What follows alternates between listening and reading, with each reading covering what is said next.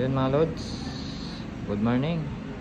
Meron naman tayo ngayong ayusin na unit mga lods. Ito ay CB150, yung latest to mga lods. So yun, yung problema nito mga lods ay yung kanyang tensioner.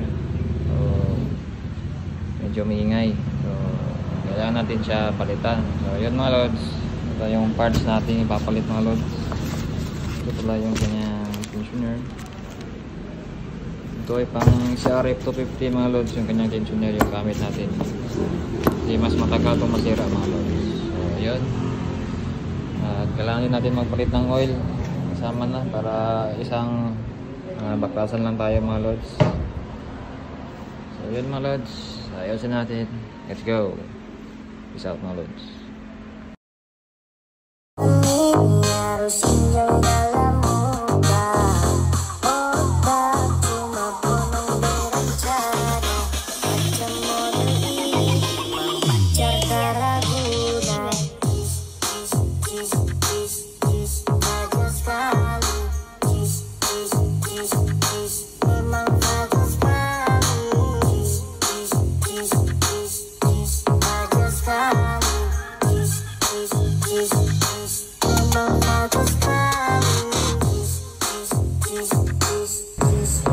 Nalagyan na natin yung tensioner.